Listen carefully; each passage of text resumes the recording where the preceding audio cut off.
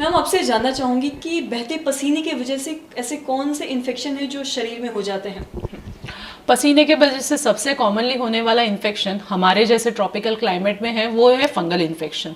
Fungus एक तरीके का कीटाणु है जो गीलेपन के वजह से ज़्यादा बढ़ने के चांसेस रहते हैं।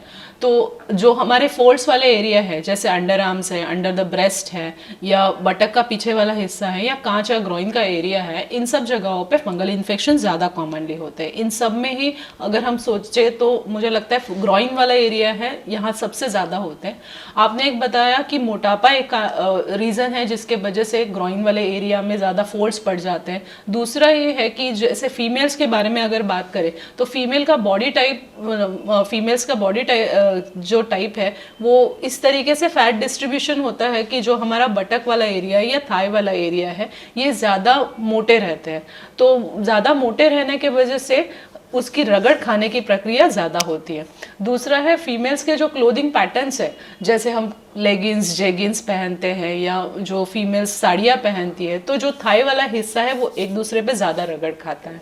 बहुत बार औरतें ऐसे जगहों पे काम करती है, स्पेशली कुकिंग के वक्त वगैरह, तो ये सारे जगह वहाँ जहाँ फ़ैन भी नहीं रहता मोस्ट ऑफ द टाइम, तो इसके वजह से पसीना ज़्यादा आता है।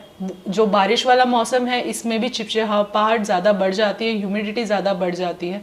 चलने के वक्त ये हमारे थाइज रगड़ खाते हैं और उसके वजह से रेडनेस होना बहुत कॉमन है या फंगल इन्फेक्शन होना बहुत कॉमन है। फ्रिक्शनल डर्मेटाइटिस मतलब रगड़ खाने के वजह से ये हिस्से थोड़े से काले हो जाते हैं। कभी कभी बहुत सारी फीमेल्स को जो ल्यूकोरिया या सफ़ेद पानी की शिकायत रहती है तो उसके वजह से गीलापन ये एरिया में ज़्यादा कॉमनली रहता है।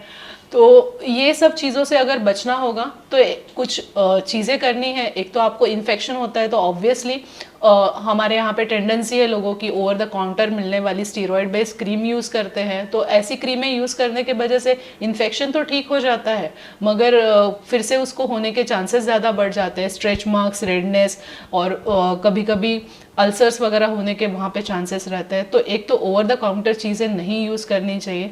लोग बहुत बार फीमेल्स हिचकिचाती हैं कि हम ये समस्या कैसे बताएं, किसको बताएं, तो आपने एक प्रॉपर डर्मेटोलॉजिस्ट की सलाह से इन चीज़ों का एग्जामिनेशन करवाना चाहिए और प्रॉपर ट्रीटमेंट लेना बहुत ज़रूरी है। कपड़े जो है जैसे जीन्स या जेगिंस या लेगिंग्स ऐसे कपड़े पहनना ऐसे वाले मौसमों में खासकर अवॉइड करने चाहिए। जो भी हमारे अंदरूनी कपड़े हैं, अंडर पैंट्स है, इनको गर्म पानी में अच्छे से धो के सन ड्राई करना बहुत ज़्यादा ज़रूरी है। उसको अंदर से प्रेस करके आप पहन सकते हैं तो जो उसके कीटाणु है वो मरने में हेल्प हो जाती है। जो एंटी फंगल पाउडर्स है उसका आप यूज़ कर सकते हैं। स्पेशली जब आप टॉयलेट बाथरूम जाते हैं तो फीमेल्स आप जब ये हिस्से धोते हैं तो इसको कॉटन से अच्छे से ड्राई करना भी उतना ही ज़्यादा ज़रूरी है। अगर आपके अंदरूनी कपड़े गीले हो जाते हैं, पैंट्स गीले हो जाते हैं, तो उसको तुरंत चेंज करना ही उतना इम्पॉर्टेंट है। बहुत बार जो फीमेल्स के बारे में और एक चीज़ है कि मासिक जब उनको आ जाती है तो उसके वजह से पैड्स के वजह से गीलापन ज़्यादा रहता है, तो आपने एक तो टैम्पॉन्स या मेंस्ट्रुअल कप का यूज़ कर सकते हैं। और अगर आपके अंडर पैंट्स या जो भी नैपकिन्स आप यूज़ कर रहे हैं वो गीले हो जा रहे हैं तो उसको फ्रीक्वेंटली चेंज करना बहुत ज़्यादा ज़रूरी है।